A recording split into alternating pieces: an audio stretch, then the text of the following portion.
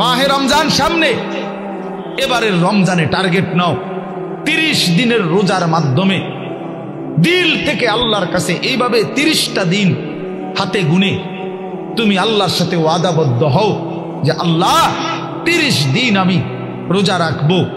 এবং যৌন চাহিদা, লজ্জাস্থানের চাহিদা, অশ্লীলতা, বেহায়াপনা, নর্তকী, নাচ গান, উলঙ্গ ছবি দেখা, নারীকে নিয়ে চিন্তা ভাবনা, মেয়েকে নিয়ে অশ্লীল চিন্তা ভাবনা, অবৈধ কোনো প্রেম সম্পর্ক, হারাম কোনো রিলেশন, এ সব ত্যাগ করে বন্ধু 30টা দিন মনোযোগ দিয়া রোজা রাখো, তারাবি পড়ো, ইফতার করো, সাহারি করো, তাসবিহ পড়ো, তেলাওয়াত করো, কোনো আলেমে দ্বীনের সাথে উঠা বসা করো, ইমাম সাহেবের সাথে সম্পর্ক করো।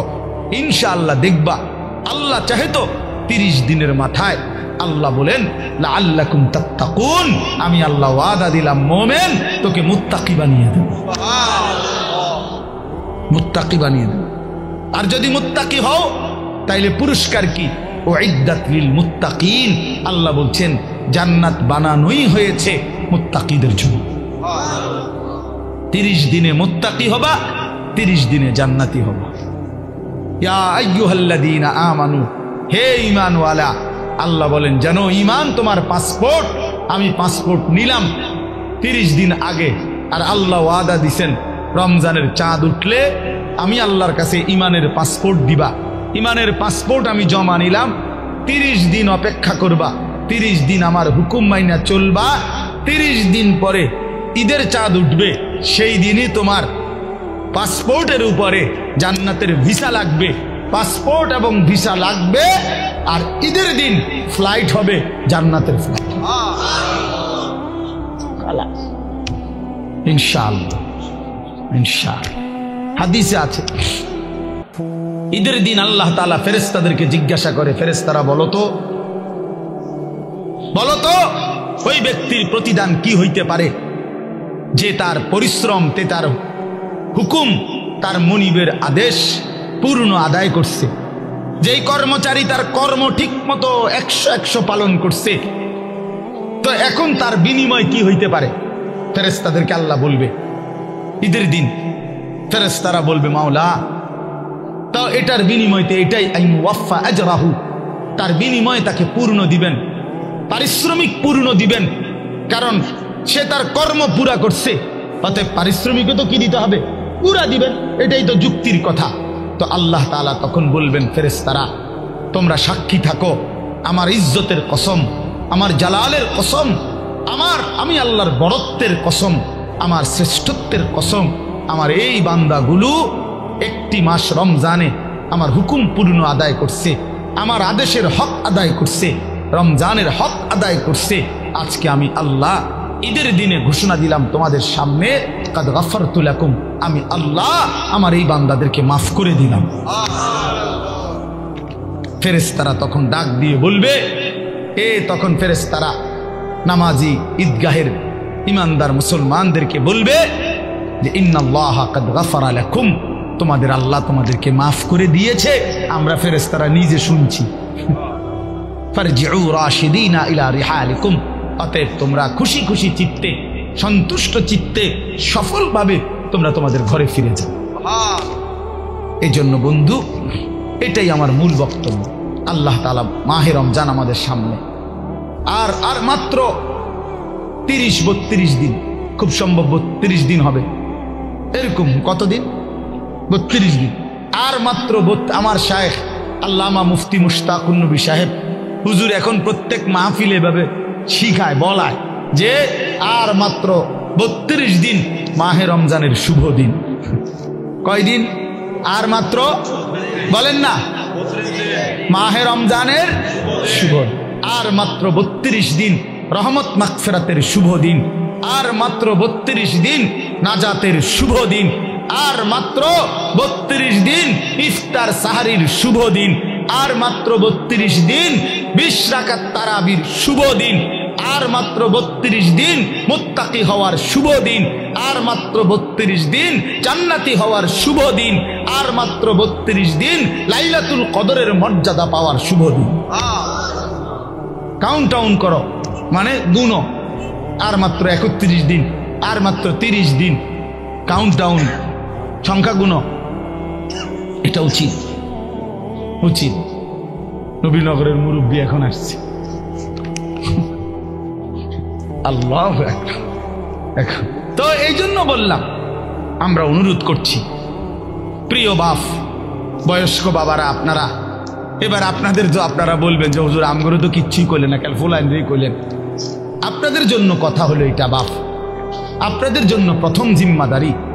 আমি প্রতিদিন এটা বলি, আপনাদের স্ত্রী সন্তান, আপনাদের ছেলে মেয়ের ঈমান আমল আখলাক, বন্ধু আমার, বাপ আমার, এদের এই ঈমান আমল আখলাক, এইটার সংশোধন, এটার ফিকির, এটা আপনাদের মূল জিম্মাদারি, এটাই আপনাদের মূল জিম্মাদারি। আপনারা দয়া করে ঘর যদি পুরা শেষ করতে নাও পারেন, কিচ্ছুই তো না, আপনারা যদি সোফা খাট পালং পরিবারের সবটা চাহিদা, মনে করেন 4 রুমে 4টা খাট দরকার, আপনি হয়তো হায়াতে থাকতে 2টা খাট ব্যবস্থা করতে পারছেন, তেমন অসুবিধা হবে না, বাকি দুটোটা হেতে বানাইতে পারবে।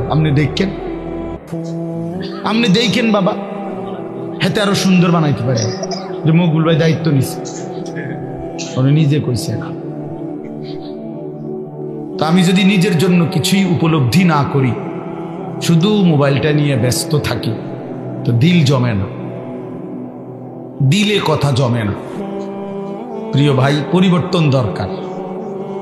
গতানুগতিক শুধু একটা আয়োজন করলাম, সবসময় করতে হয়, এজন্য করলাম। গত বছর 17তম, তো এবার 18তম, আগামী বছর 19তম। তো প্রতি বছর করতে হয় একটা মাহফিল, এই জন্য করা, এটা যেন না হয়, তাহলে লাভ হইল কি? এই জন্য দয়া করে আজকের মাহফিলে আল্লামা মুফতি আমজাদ হোসেন সাহেব বয়ান করবেন। অনেক উঁচু মাপের একজন মুহাক্কিক আলেম, ব্যক্তিগতভাবে আমার ব্যক্তিগত মুফতি যিনি, মানে আমি ব্যক্তিগতভাবে যত মাসআলা আমার জীবনে দরকার হয়, আমার ব্যক্তিগত জীবন সব কিছু যার কাছে জিজ্ঞাসা করি, যার সিদ্ধান্তে মেনে নেই, উনি এই মুফতি আমজাদ সাহেব। আমি ওনার ফতুয়ার উপরে খুব আস্থা রাখি, অনেক তাহকিকওয়ালা আলেম। আর এরপরে যিনি প্রধান আলোচক, তিনি তো তিনি।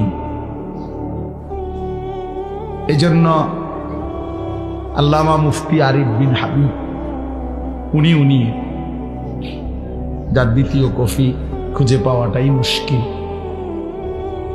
তো ওনার প্রশংসা আর কি করা, আলহামদুলিল্লাহ। বাংলাদেশ না, হাজারো লাখো ওলামায়ে কেরামের হৃদয়ের মানুষ, পছন্দের মানুষ, আস্থাভাজন মানুষ, নীরবে অতিরিক্ত কোনো লাফালাফি ফালাফালি ছাড়া এক নীরব সাধক, যে আল্লাহর কথা বলে যাচ্ছে এবং কোরআন সুন্নাহর বিশুদ্ধ তথ্যটা, যেটা আমরা খুঁজে নিতে অনেক সময় লাগতো, উনি এরকম সাগর মহাসাগর বলা যায় তালাশ করে উম্মতের জন্য অনেক দামি দামি কথা বক্তব্য উপস্থাপন করে থাকেন। সেই প্রিয় ভাই মাওলানা মুফতি আরিফ বিন হাবিব, আলহামদুলিল্লাহ, উনি আজকে আসবেন। হাফেজ আনোয়ার ভাই রসুল্লাবাদী মাদ্রাসার যিনি জিম্মাদার, ওনার লাইন আছে আমি জানি, এজন্যই না আসবে। সে আসলে আমরাও উনি বললে ফিরাইতারি না, ভালো মানুষ। এই জন্য আল্লাহ তাআলা আমাদের সবাইকে আল্লাহর দ্বীনের জন্যই কবুল করেন। এই জন্য আমরা সবাই মনোযোগী হই, সবগুলো বয়ান শেষ পর্যন্ত যদি তোমরা ছেলেরা দিল দিয়া শুনো, নিজের জিন্দিগির পরিবর্তন হবে, ভালো হবে। নিজের ভালো, নিজের কল্যাণ, এটা বুঝা, এটা অনেক বড় নিয়ামত।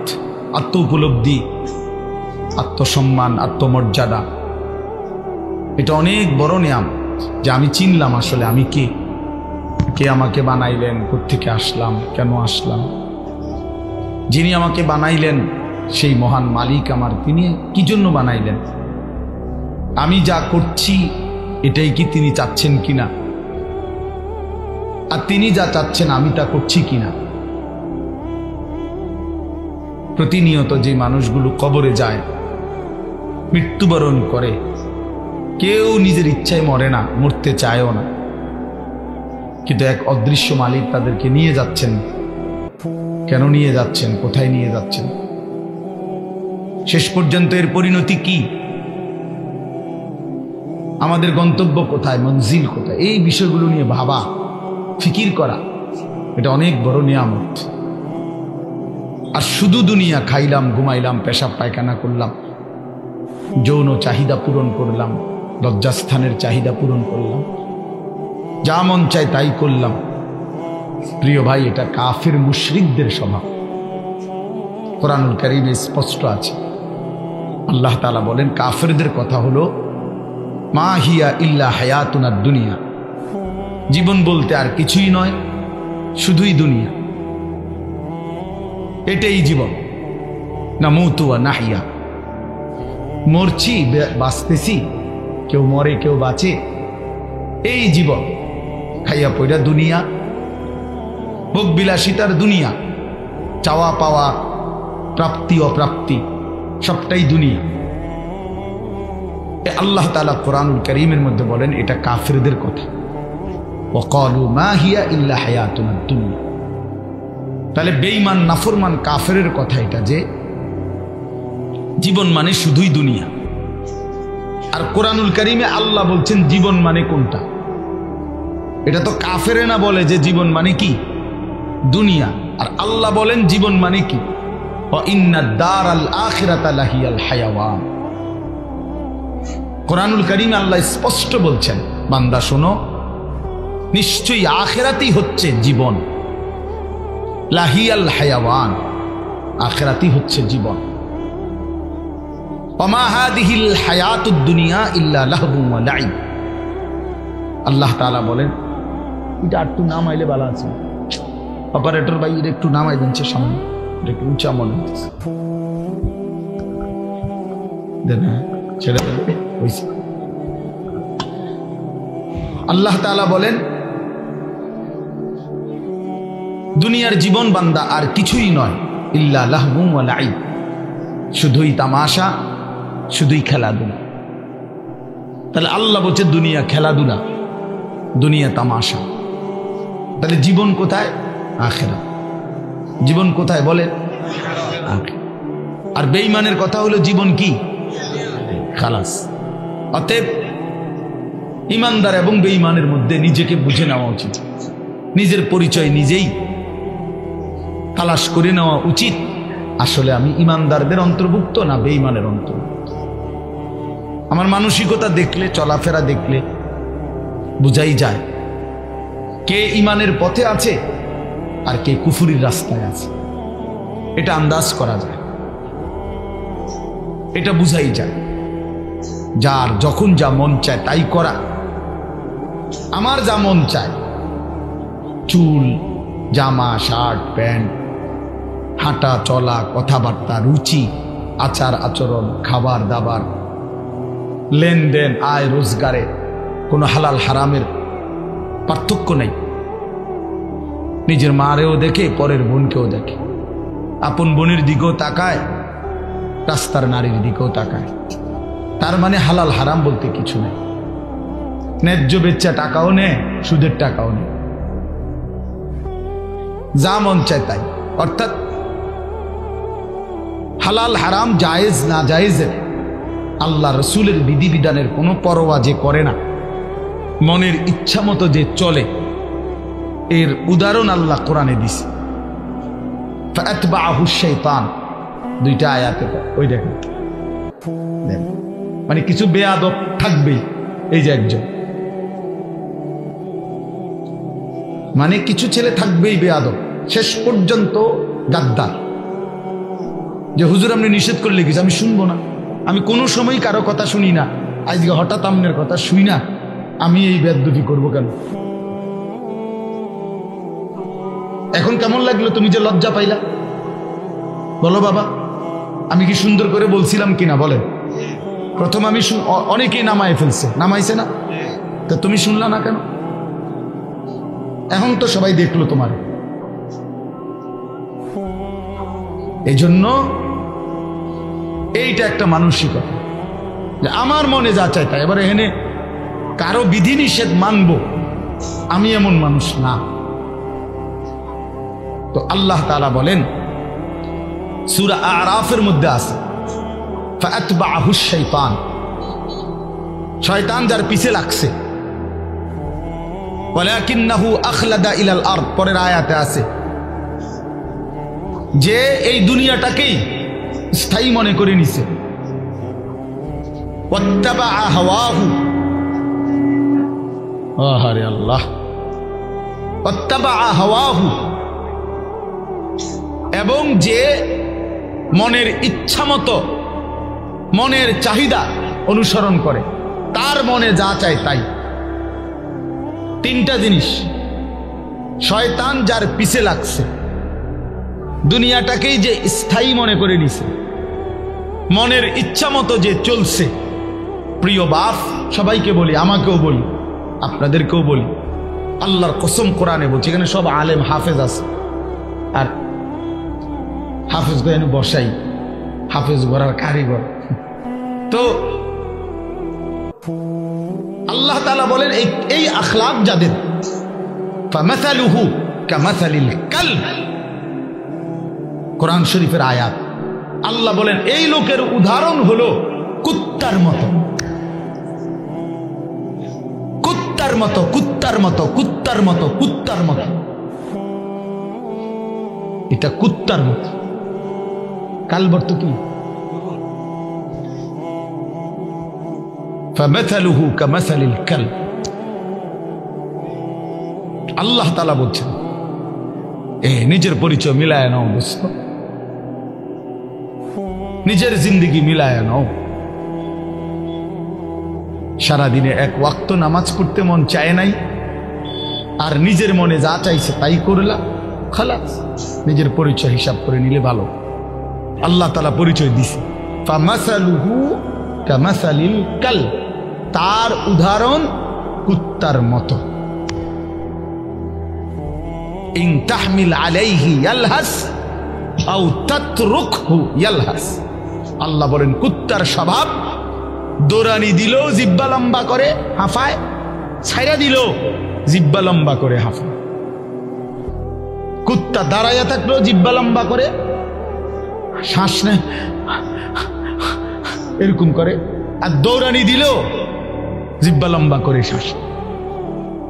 অর্থ হইল পাইলেও জিব্বা লম্বা করে, না পাইলেও জিব্বা লম্বা, জিব্বা লম্বা।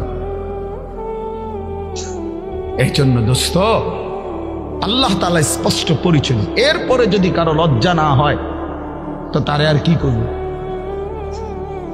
এরপরে যদি কারো বিবেক না থাকে যে আরে যা বেটা, আমার কুত্তা কক, শুয়োর কক, আমার বেডি আমি সামু, আমি মোবাইলে সামু চাই, আবার কিটাক মানুষ কক না গরু নালে ছাগল, আমি নারী দেখবই, আমি ছবি দেখবই, আমি অশ্লীল দৃশ্য দেখবই, আমি সেজদা দেব না। আরো যদি আমারে যদি কুত্তার তুনু নিচে নামায় দেও, আমি নিলাম না, আমার গায়ে লাগাইলাম না, আমি আমার মতো চলবই, তো ঠিক আছে ভাইয়া, ঠিক আছে। লাস্তা আলাইহিম বিমুসাইতির।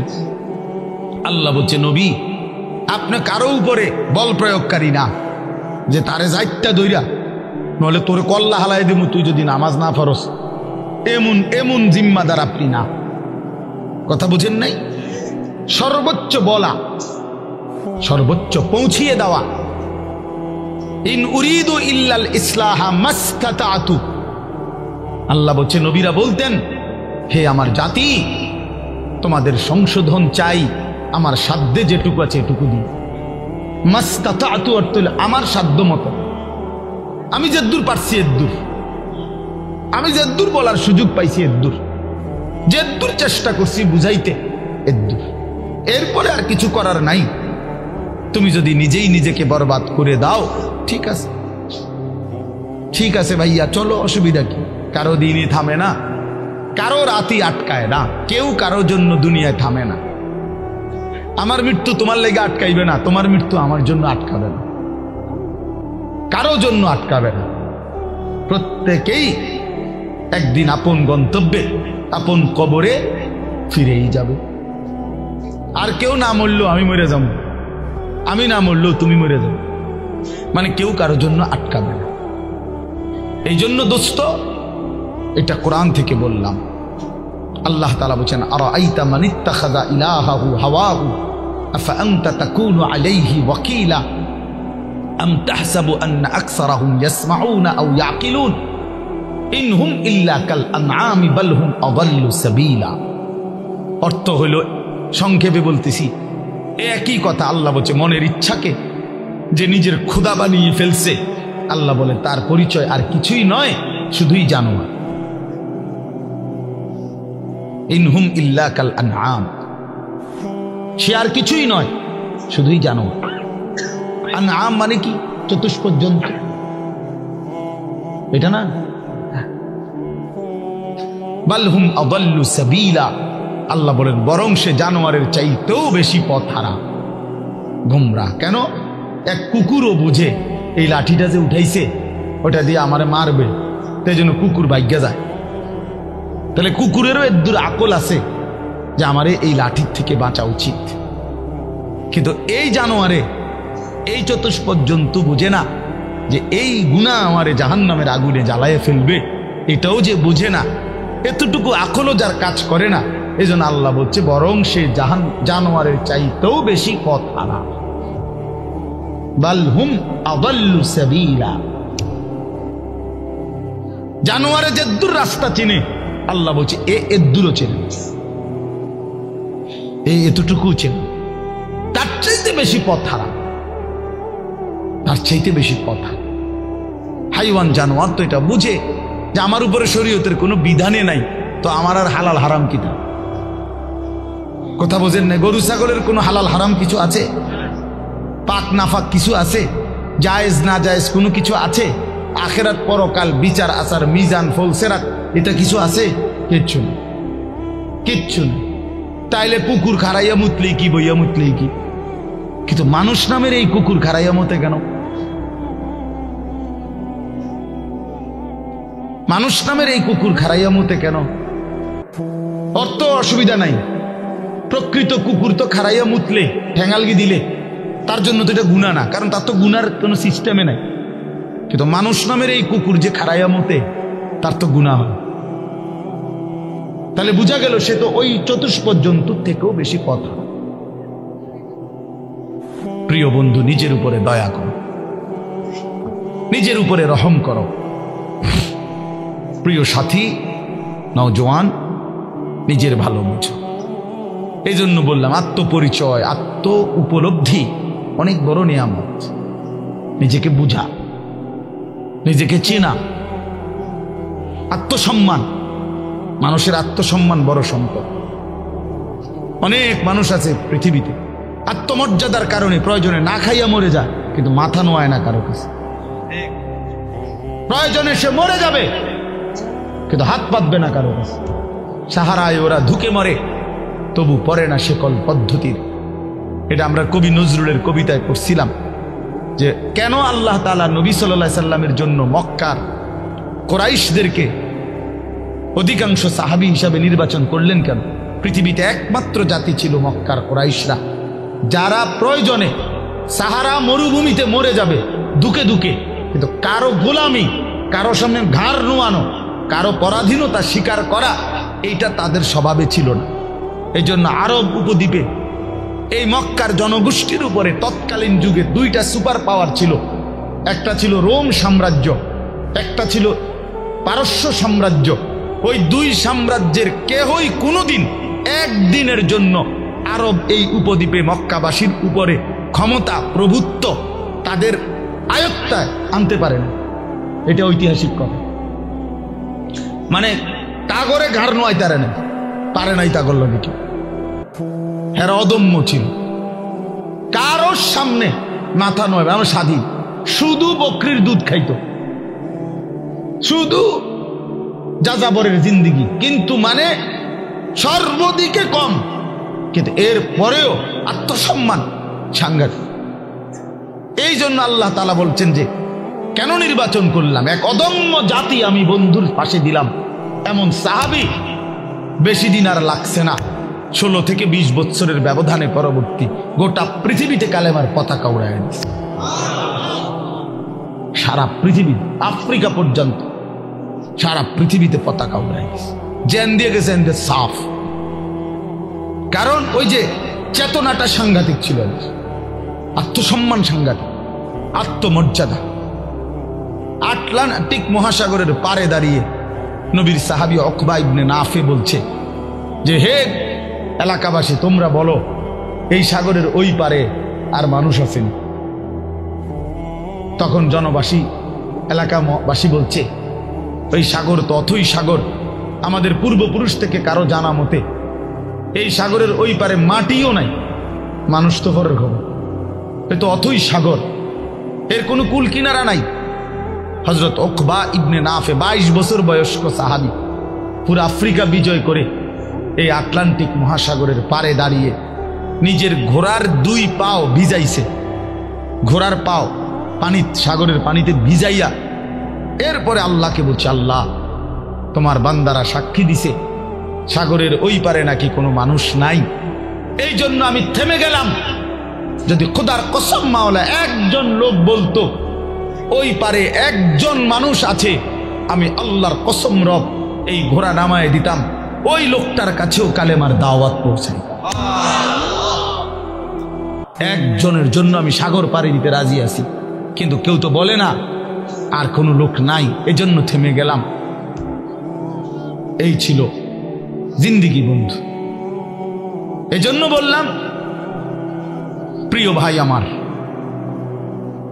সবাই যার যাদ, তোমারে নিয়া আমারে নিয়া ইয়াহুদিয়ে নাসায়, বান্দরের খেলা খেলায়।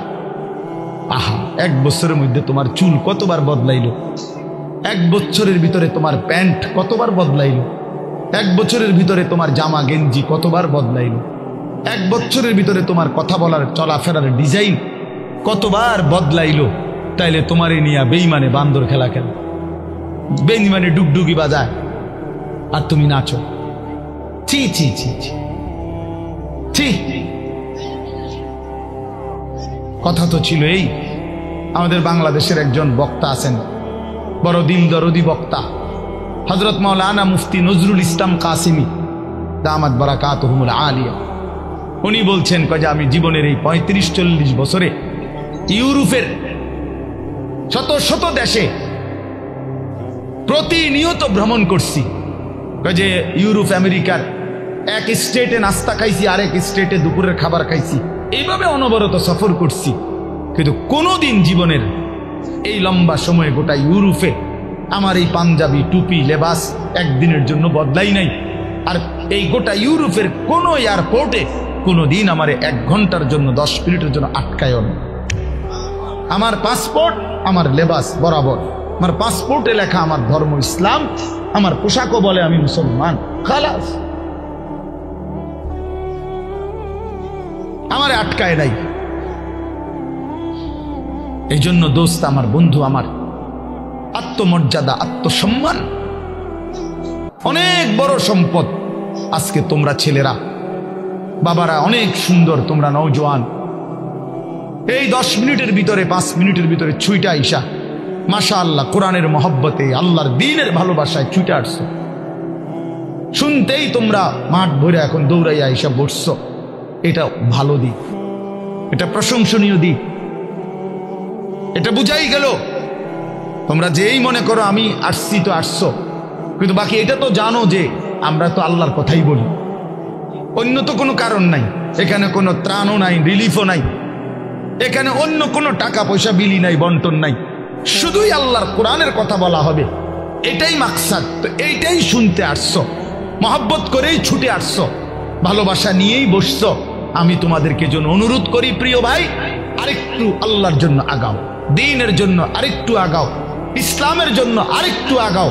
তোমার কলিজায় যেহেতু বুঝেই আসছে ইসলাম সত্য, কোরআন সত্য, আল্লাহ সত্য, রাসূল সত্য, আমি মুসলমান, এটা যেহেতু গৌরব তোমার, এটাই যেহেতু ইজ্জত। প্রিয় বন্ধু, তুমি যদি আল্লাহর কথা মানার ক্ষেত্রে, দ্বীন মানার ক্ষেত্রে, নামাজ পড়ার ক্ষেত্রে, আল্লাহকে রাজি খুশি করার ক্ষেত্রে আরেকটু যদি হিম্মত করে আগে বাড়তে পারো, খোদার কসম ইনশাআল্লাহ আগামীর ইসলামের পতাকা তোমাদের হাতেই উড়বে ইনশাআল্লাহ। ইসলাম উড়বে, ইসলামের পতাকা উড়বে। কাফের বেঈমান সব জায়গায় হেরে যাচ্ছে, জালেম সব জায়গায় হেরে যাচ্ছে। 7ই অক্টোবর 2023, 7ই অক্টোবর 2024, কত হলো? 1 বছর। নভেম্বর, ডিসেম্বর, জানুয়ারি, আরো 3 মাস, কত হলো? 15 মাস। প্রায় 15 মাসে এই ইসরায়েলের ইহুদি কুত্তারা গাজা, একটি এলাকায়, ফিলিস্তিনের একটি অঞ্চলে গাজা, এখানে 47,000, তাদের হিসাবে, সরকারি হিসাবে 47,000 ইমানদার মুসলমানকে শহীদ করছে এই গত 15 মাসের অব্যাহত আক্রমণে।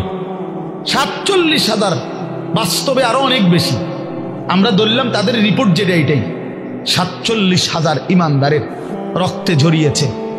তাদের জাতিসংঘের রিপোর্ট হলো যে গাজার সমস্ত বাড়ি ভবন যেভাবে ধ্বংস করছে, বিধ্বস্ত করছে, ধারাবাহিক যদি কাজ করে, এগুলো আবার গড়তে চেষ্টা করে, তাহলে আগামী 30 বছরেও 20 বছরেও এগুলো কইরা শেষ করতে পারবে না। এইভাবে মাটির সাথে মিশায়া দিছে সমস্ত ভারী বসত ভিটা। লাখ লাখ মুসলমানের সন্তান রাস্তার পথের ফকির হয়ে গেছে। এতিম বাচ্চার মা নাই, বাবা নাই, স্ত্রীর স্বামী নাই, স্বামীর সন্তান নাই, পুরুষের। এইভাবে বিধ্বস্ত করছে 15 মাসের মধ্যে। বন্ধু, পৃথিবীর সমস্ত সুপার পাওয়ার, গোটা ইউরোপ এই ইসরায়েলের কুত্তাদেরকে অস্ত্র দিছে এবং সমর্থন দিছে। আমেরিকার কুত্তারা বারবার সবচেয়ে বেশি ডোনেশন করছে এই ইসরায়েলকে।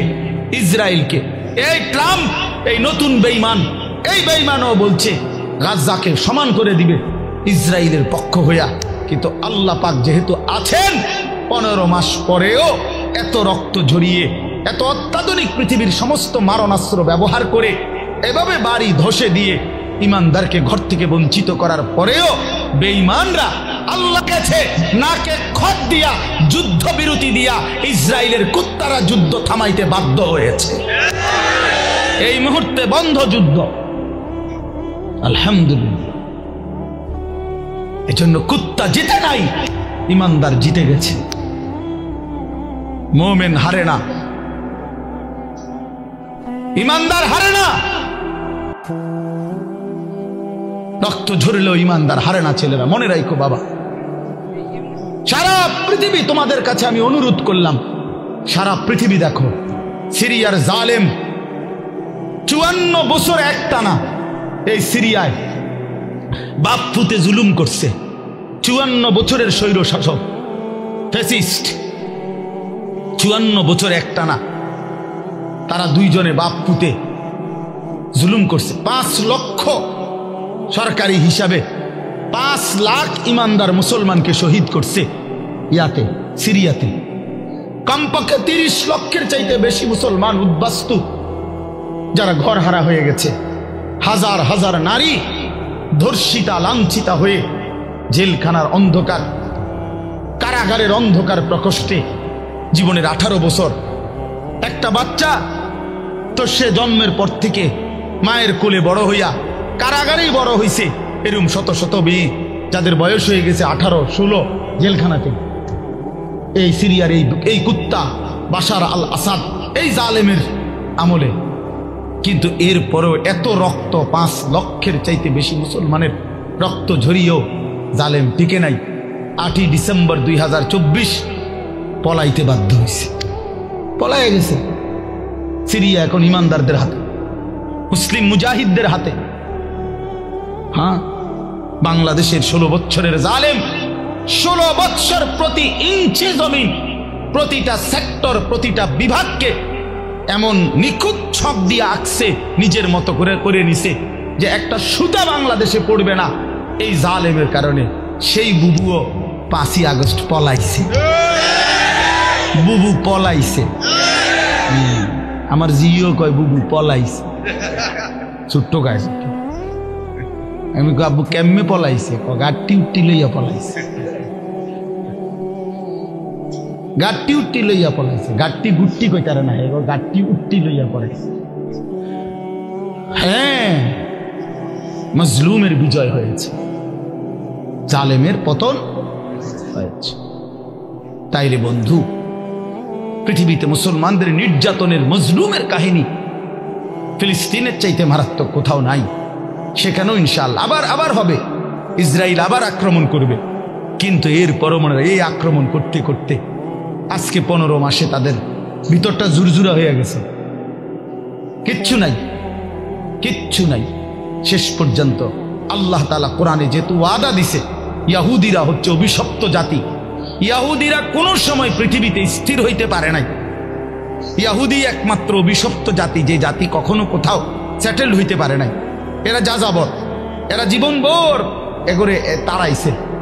সব সময় এই ইসরায়েল থেকেও এই বেঈমানরা, এই ইহুদি কুত্তারা পরাজিত হয়ে একদিন এখান থেকে সরে যেতে বাধ্য হবে ইনশাআল্লাহ। এজন্য মনে রাখো বন্ধু, সবসময় জিন্দিগি একরকম যায় না। আজীবন মুসলমান নির্যাতিত হবে, আজীবন ইমানদার জুলুমের শিকার হবে, আজীবন কোরআনওয়ালা সেজদাওয়ালা অপমানিত হবে, আর সুদখোর, ঘুষখোর, বাটপার, সিটার, জালেম, নাফরমান আর এই তাফালিং করেন না তোমরা আজীবন মাতবরি করবা। আর আলেম ওলামা, ইমানদার মুসলমান, তালেব ইলম, কোরআন পড়নেওয়ালা, এরা আজীবন মাথা নোয়া রাখবে। না না, আসমানওয়ালা আছে মিয়া, মনে রাখো, আসমানওয়ালা আছে। এত খামখেয়ালি মনে করো না, এত খামখেয়ালি মনে করো না, খামখেয়ালি মনে করো।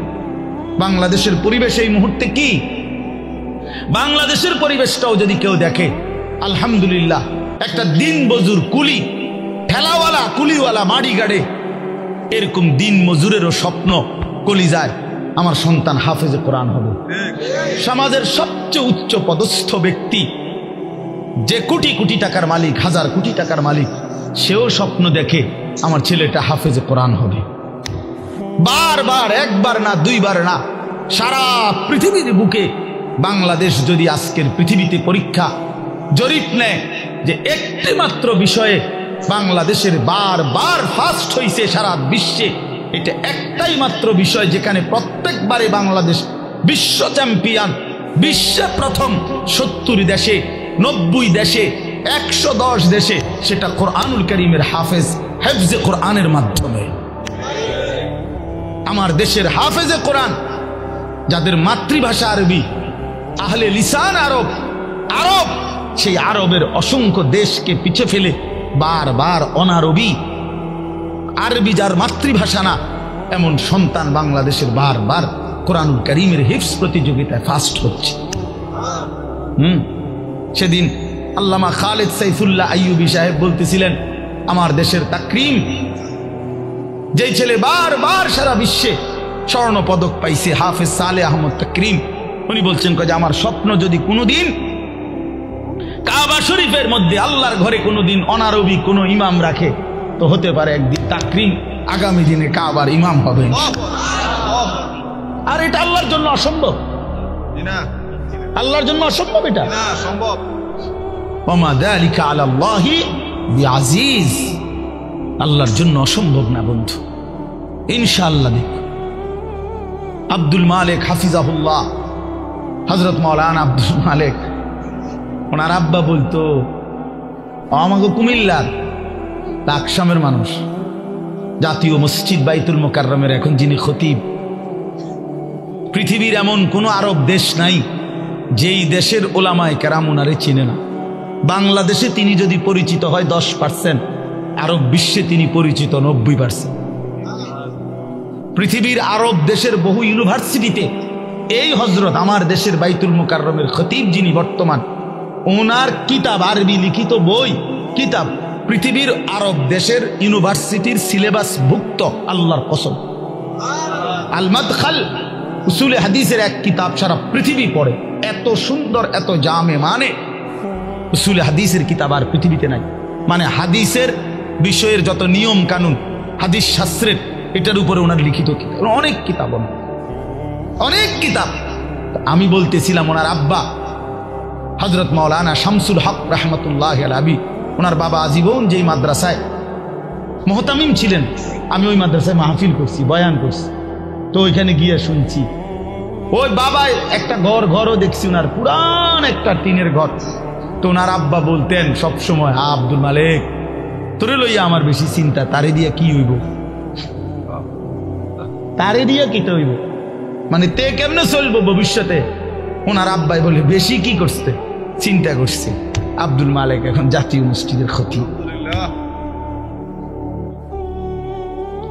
এই জন্য দোস্ত বন্ধু, ইনশাআল্লাহ ইসলামের বিজয় হবে, আগামীর সময় কালেমার বিজয় হবে, কালেমার বিজয় হবে। এই জন্য দোস্ত বন্ধু, নওজোয়ান কিশোর, নষ্ট হইও না, চরিত্রহীন হইও না। এত সহজে এত অল্প বয়সে 16 বছরে চরিত্র এভাবে নষ্ট করে দিলা। মাত্র 18 বছর বয়সে এত নারী দেখে ফেললা, মাত্র 18 বছরে এত উলঙ্গ ছবি দেখে ফেললা। বাকি জীবন কি করবা বাবা? হ্যাঁ,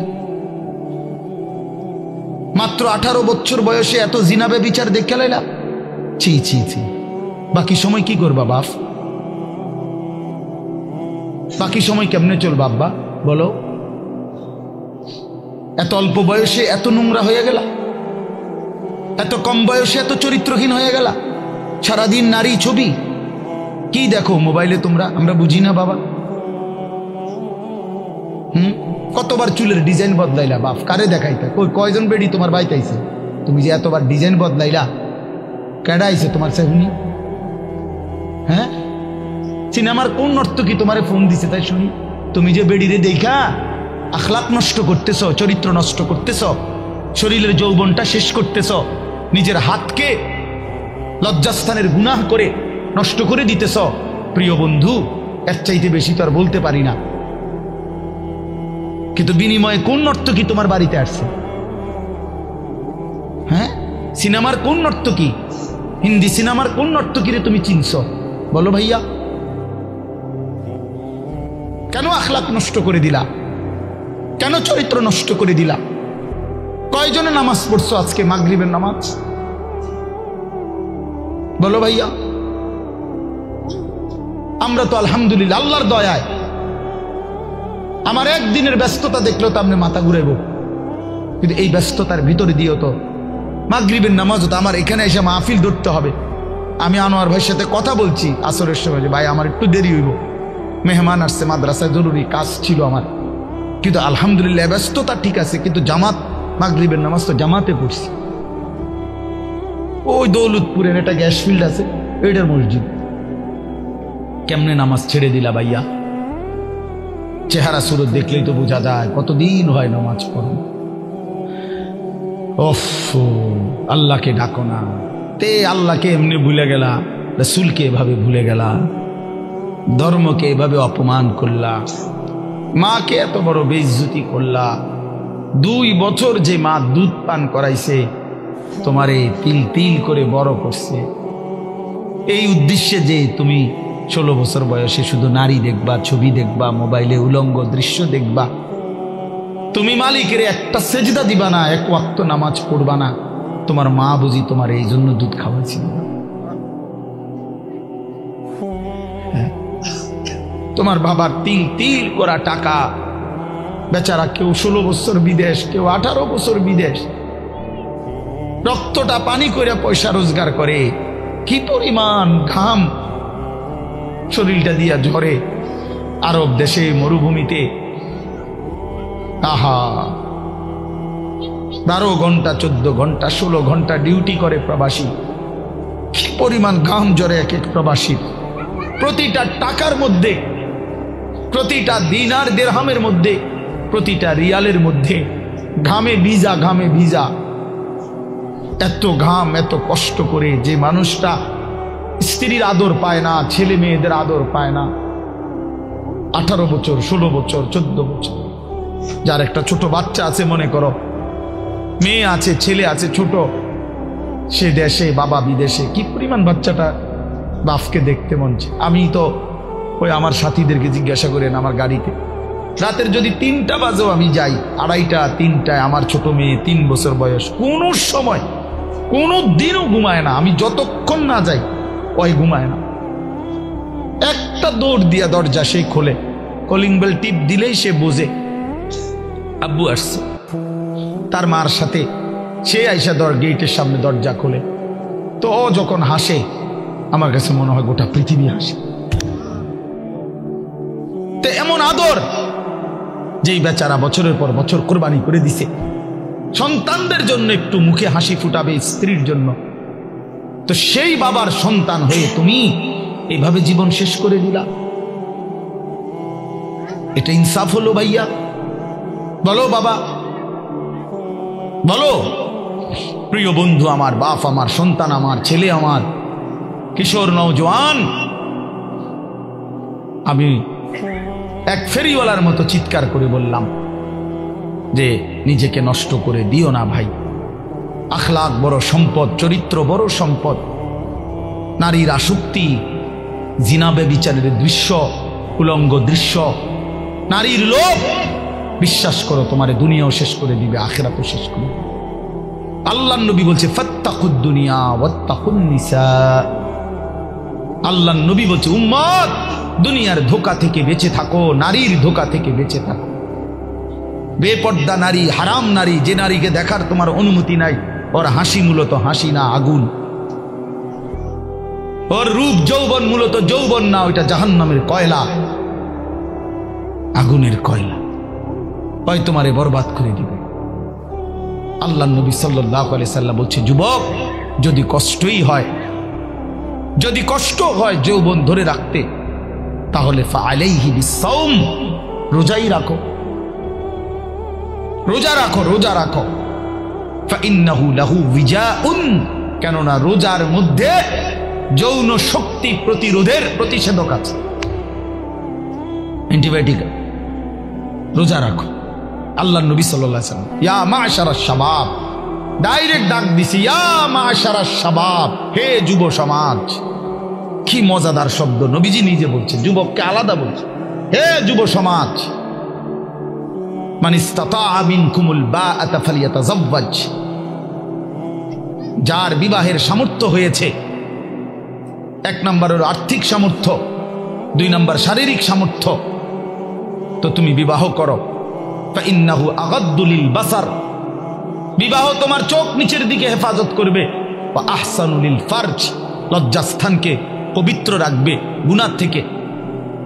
ওমান লাম ইয়াস্তাতি, আর যদি কেউ এই মুহূর্তেই পারতেছো না, পরিবেশ, পারিপার্শ্বিকতা সব মিলাইয়া বিবাহের সময় এখনো হয় নাই, কিন্তু নিজের যৌন চাহিদা আছে, নিজের ভিতরের কামনা বাসনা আছে, এটা তো বন্ধ করে দেওয়া যাবে না। এমন কোনো ট্যাবলেট দিয়া বেলে যে তার যেন আর কোনো শারীরিক কোনো যৌন চাহিদাই যেন না থাকে, এমন ইঞ্জেকশন দিয়ে দেন না, তাহলে তো মুশকিল, এটা বিপদ। এটা তো আল্লাহ প্রদত্ত, আল্লাহ প্রদত্ত। অতএব আল্লাহ নবী বলছেন ফাআলাইহি বিসসাওম। তাক ওদিকে তাকায়ও না ভাই, এত মানুষ সবাইরে গুছান সম্ভব না, কিছু পাগল ছাগল ফালতু এগুলো থাকবে, এটা এত তান টোহাইয়া লাভ হতো। যে দূর শুনছে দূর, আমি এত সংখ্যার চিন্তাও করি না। মানুষ হয়েছে 10 কোটি, হ্যাঁ, আল্লাহ কইল আমি নিলাম না, কথা বুঝছেন না?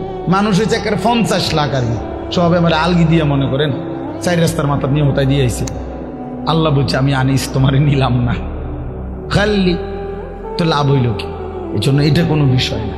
তো আল্লাহ নবী বলেন ফাআলাইহি বিসসাওম, তাহলে তুমি রোজা রাখো। ফাইন্নাহু লাহু বিজাউন, এবং এটার মধ্যেই তোমার জন্য প্রতিষেধক রয়েছে।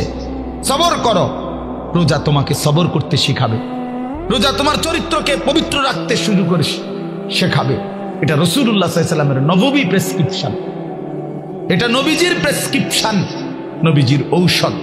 তো আমার বলার উদ্দেশ্য এই আয়াত আমি এই জন্য পড়ছি যে আলহামদুলিল্লাহ, নিজেকে চরিত্র গঠন, তোমরা যারা কিশোর, নওজোয়ান, যুবক, তোমরা যারা এখনো অবিবাহিত, তোমাদের কাছে বন্ধু অনুরোধ, চরিত্রের হেফাজতের নিয়তে, অভ্যস্ত বানাবার নিয়তে, নিজের আখলাকের পবিত্রতার নিয়তে মাহে রমজান সামনে, মাহে রমজান সামনে, এবারের রমজানে টার্গেট নাও 30 দিনের রোজার মাধ্যমে দিল থেকে আল্লাহর কাছে এইভাবে 30টা দিন হাতে গুনে তুমি আল্লাহর সাথে ওয়াদাবদ্ধ হও যে আল্লাহ 30 দিন আমি রোজা রাখবো, এবং যৌন চাহিদা, লজ্জাস্থানের চাহিদা, অশ্লীলতা, বেহায়াপনা, নর্তকী, নাচ গান, উলঙ্গ ছবি দেখা, নারীকে নিয়ে চিন্তা ভাবনা, মেয়েকে নিয়ে অশ্লীল চিন্তা ভাবনা, অবৈধ কোনো প্রেম সম্পর্ক, হারাম কোনো রিলেশন, সব ত্যাগ করে বন্ধু 30টা দিন মনোযোগ দিয়া রোজা রাখো, তারাবি পড়ো, ইফতার করো, সাহারি করো, তাসবিহ পড়ো, তেলাওয়াত করো, কোনো আলেমে দ্বীনের সাথে উঠা বসা করো, ইমাম সাহেবের সাথে সম্পর্ক করো। ইনশাআল্লাহ দেখবা আল্লাহ চাহে তো 30 দিনের মাথায় আল্লাহ বলেন লাআল্লাকুম তাত্তাকুন, আমি আল্লাহ ওয়াদা দিলাম মোমেন তোকে মুত্তাকি বানিয়ে দেব, মুত্তাকি বানিয়ে দেব। আর যদি মুত্তাকি হও তাইলে পুরস্কার কি? উইদ্দাত লিল মুত্তাকিন, আল্লাহ বলছেন জান্নাত বানানোই হয়েছে মুত্তাকিদের জন্য। 30 দিনে মুত্তাকি হবা, 30 দিনে জান্নাতি হবা। ইয়া আইয়ুহাল্লাযীনা আমানু, হে ঈমানওয়ালা, আল্লাহ বলেন জানো ঈমান তোমার পাসপোর্ট, আমি পাসপোর্ট নিলাম 30 দিন আগে। আর আল্লাহ ওয়াদা দিছেন রমজানের চাঁদ উঠলে আমি আল্লাহর কাছে ঈমানের পাসপোর্ট দিবা। ঈমানের পাসপোর্ট আমি জমা নিলাম, 30 দিন অপেক্ষা করবা, 30 দিন আমার হুকুম মাইনা চলবা।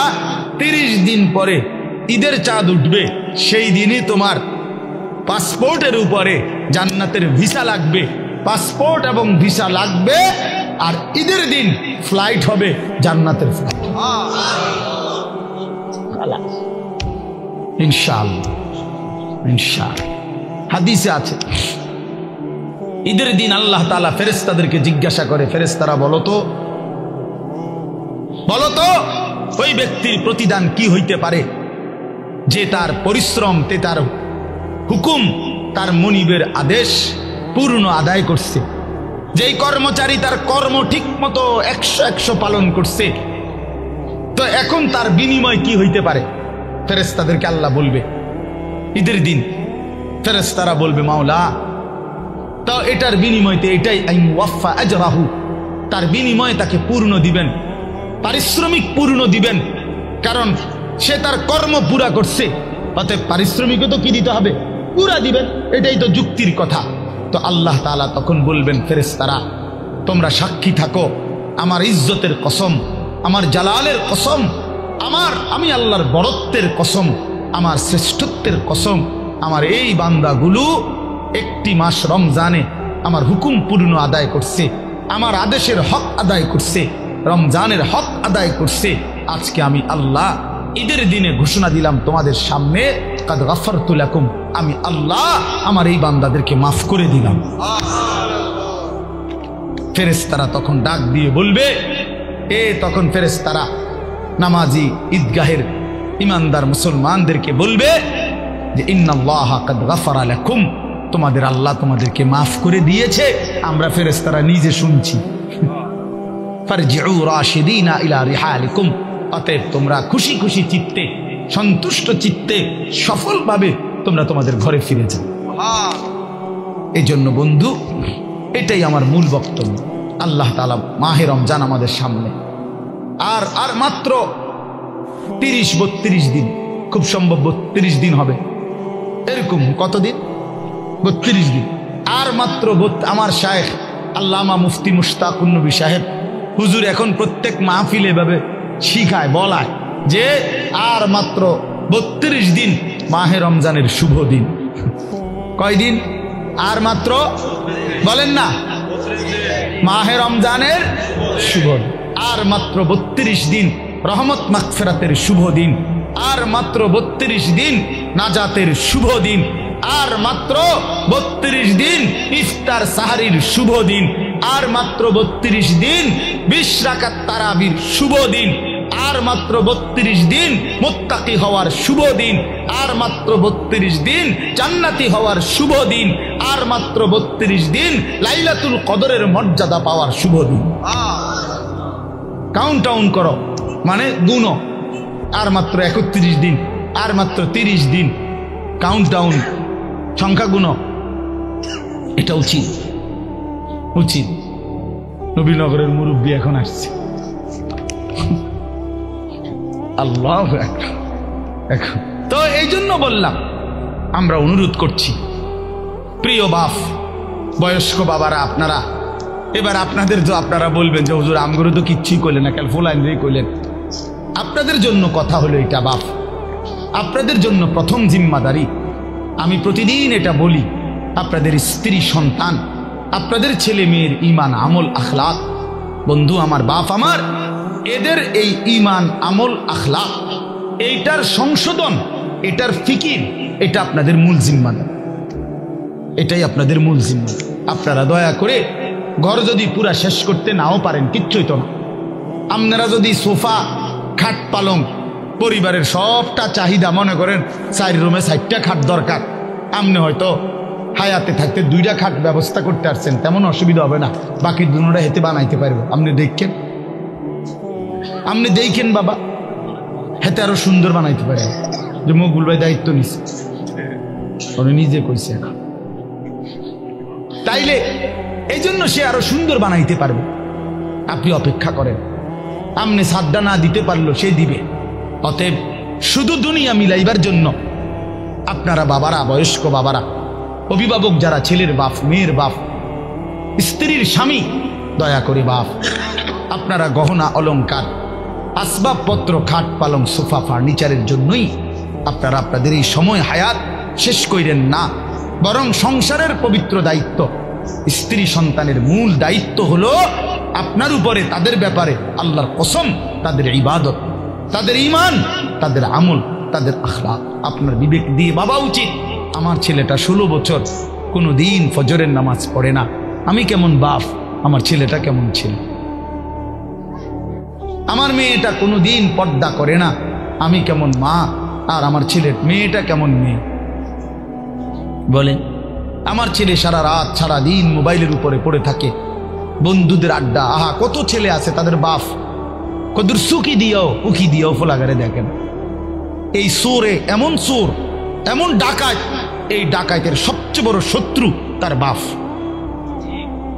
এই ডাকাতের শুধু সুরের মতো আইসা ভাত খাইয়া যায়, সর্বোচ্চ চেষ্টা করে বাপে যেন না দেখে, বাপে যেন না দেখে, কোন রকমে চুরি করিয়া ঘরে ঢুইকা বাটটা খাইয়ে আবার বাইর হয়ে যায়, আবার মোবাইল নিয়া বন্ধুদের আড্ডায়, আহা, কারণ সে জানে, সে শত্রু মনে করে তাকে, যে তাকে কিছু নিষেধ করে অশ্লীলতা গুনার থেকে, যে কাছে তাকে কিছু রাগঢাক করব, কিছু ধমক দিব, এই জন্য সে, যে তাকে উপকার করতে চায় সে তাকে দুশ্মন মনে করে, আর যে বন্ধু তারে একটার পর একটা অশ্লীলতা, নারী, ছবি, বেহায়াপনার মধ্যে লাগাইয়া রাখে, সে তাকেই কেবল বন্ধু মনে করে, ও ফ্রেন্ড, আর বাবা দুশ্মন। ওই হলো বন্ধু। বন্ধু হলো সে, যে আমার নিজের এমবি শেষ হয়ে গেলেও যে বন্ধু নিজের এমবি দিয়া, নিজের মোবাইল দিয়ে আমার উলঙ্গ ছবি দেখতে হয়, দেখ, সেই তো বন্ধু, সেই তো বন্ধু। বন্ধু তো সে, যে আমি মদের আড্ডা চিনতাম না, আমার প্রিয় বন্ধু আজকে আমাকে নেশার জগতে, অন্ধকার জগতে আমারে ঢুকায় দিছে, সেই তো বন্ধু। সেই তো বন্ধু, যে আমি নারী চিনতাম না, কোনো মেয়ের সাথে আমার সম্পর্ক প্রথমে ছিল না, আমার বন্ধু নামের ইবলিস, আমার বন্ধু নামের শয়তান আমার একটা নারীর সাথে সম্পর্ক করে দিছে, একটা মেয়ের সাথে পরিচয় করায় দিছে। আল্লাহ রসুল সাল্লাল্লাহু আলাইহি ওয়াসাল্লাম বলছে, কিয়ামতের আলামত অনেকগুলোর মধ্যে 4টা আলামত, এরকম নবী বলছে, আতা আর রাজুলু ইমরাআতাহু আক্কা উম্মাহু আদনা সাদিকাহু আকসা আবাহু। নবীজি বলছেন এই 4টাও কিয়ামতের আলামত। একটা হলো ব্যক্তি তার বউয়ের গোলামি করবে, মার নাফরমানি করবে, বাবাকে দূরে সরায় দিবে, বন্ধুকে আপন করে নিবে। এই 4। স্ত্রীর গোলামি করবে, বেডি যেটা কই দেয়, বেডি কবে সান, এটা সাঁদে। দুপুরে মনে করেন, দুপুরে যদি বউয়ে কয় কি সুন্দর চাঁদ উঠছে, আসলে তো চাঁদ এত সুন্দর হয়, তুমি না বললে তো খেয়াল করতাম না। বোঝেন না মুখ বুঝবাই, কয়টা দুপুর 12টায় চাঁদে। আরে বলো কি, তুমি না বললে তো ভাবতেই পারতাম না যে চাঁদ এত সুন্দর হয়। কিন্তু এই কথাটা তো বলা উচিত, বেড়ি রে, কি গো বেড়ি, কি কইলা তুমি, দুপুর 12টা বাজে বুঝি চাঁদ ওঠে না? ও বলছে, ওয়াইফ বলছে এইটাই চাঁদ, এটা সূর্য, এটা মানুষের কাছে সূর্য লাগলো, এটা আমার ওয়াইফে যেহেতু বলছে চাঁদ, এটা চাঁদ। এরকম অসভ্য, এমন গোলাম, নারীর গোলাম, নারীর চাকর, স্ত্রীর চাকর, মাকে জুলুম করে। আখা উম্মাহ, আল্লাহ নবী সাল্লাল্লাহু আলাইহি সাল্লাম হচ্ছে তিনটা গুনাহ, সবচেয়ে বড় গুনাহ। একটা হলো আল ইশরাকু বিল্লাহ, আল্লাহর সাথে শিরিক করা। 2 নাম্বার হলো উকুকুল ওয়ালিদাইন, মা বাবার নাফরমানি করা। 3 নাম্বার হলো শাহাদাতুজ জুর আও ক্বালা কাউলুজ জুর, মিথ্যা সাক্ষ্য দেওয়া অথবা মিথ্যা কথা বলা। নবীজি বলছে, একটা হাদিসে বলছে এই তিনটা হলো আকবারুল কাবায়ের, সবচেয়ে বড় কবিরা গুনাহ। মাকে কষ্ট দেয়। আমাদের বাংলাদেশের একজন বুজুর্গ আছেন, আমাদের আদিব সাহেব হুজুর, আল্লামা আবু তাহের মিসবাহ। এই হুজুরের একটা লেখা আছে, মাকে রাজি করো, দুনিয়া আখিরাতের কোথাও আটকাবে না। মাকে খুশি রাখো, মাকে খুশি রাখো, মায়ের মুখে হাসি ফুটাও, তোমার জান্নাতের দুয়ার খুলে যাবে। বাবার মুখে হাসি ফুটাও, তোমার জান্নাতের দুয়ার খুলে যাবে। এই জন্য আমি অনুরোধ করছি, বেশ আজকে নওজোয়ান কিশোর তরুণ বাবারা, বয়স্ক বাবা, আপনাদেরকে বললাম, আপনাদের ছেলে মেয়ে স্ত্রীর নামাজের ফিকির করেন, রোজার ফিকির করেন, রোজার ফিকির করেন। আল্লাহ তাআলা বলছে ওয়া'মুর আহলাকা বিস-সালাহ, আপনি পরিবারের সদস্যদেরকে নামাজের আদেশ করুন। এই জন্য আল্লাহর আদেশ। এই জন্য আজকে মাহে রমজানকে সামনে রেখে জীবন পরিবর্তনের একটা সিদ্ধান্ত নওজোয়ান তোমরা নিতে পারো কিনা বলো? বলো বাবা, কিশোররা বলো, নওজোয়ান তোমরা বলো, নওজোয়ান তোমরা বলো। আমার একটা অনুরোধ, হাত নামাও। আমার একটা অনুরোধ হইল, এখানে যাদের বয়স 30-এর উপরে, আপনারা বাদে, আপনারা যেমনে আছেন এমনি বসবেন। 30-এর ঊর্ধ্বের বয়স যাদের, এরা উঠেন না। বাকিরা 30-এর নিচে যাদের বয়স, তোমরা দাঁড়ায় বলো, দাঁড়াও, দাঁড়াও, ইনশাআল্লাহ দাঁড়াও। নওজোয়ান ওঠো, নওজোয়ান জাগো, নওজোয়ান বলো, নওজোয়ান হিম্মত করো, নওজোয়ান আগে বাড়ো, নওজোয়ান পতাকা উড়াও, নওজোয়ান ইসলাম উড়াও, নওজোয়ান।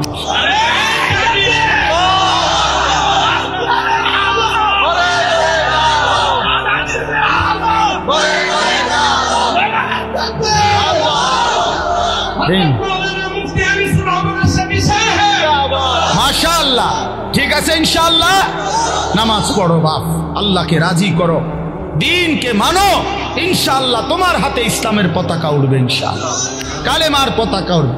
ছিটকে পড়ো না। আমি বললাম পতাকা কেউ না কেউ তুলবেই, ইসলাম বিজয় হবেই হবে, কিন্তু তুমি কামে লাগলা কিনা এটা দেখার বিষয়।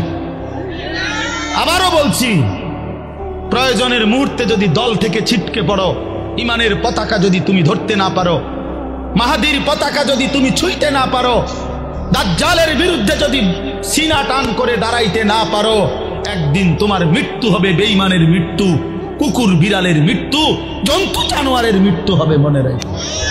নারী তোমারে একদিন জাহান্নামে নেবে, অশ্লীল ছবি তোমারে জাহান্নামে ফেলে দিবে, দুনিয়া তো ঘৃণিত হবে, লাঞ্ছিত হবে, লাঞ্ছিত হবে। এই জন্য দয়া করে চরিত্রহীন হইও না, আখলাক নষ্ট করো না।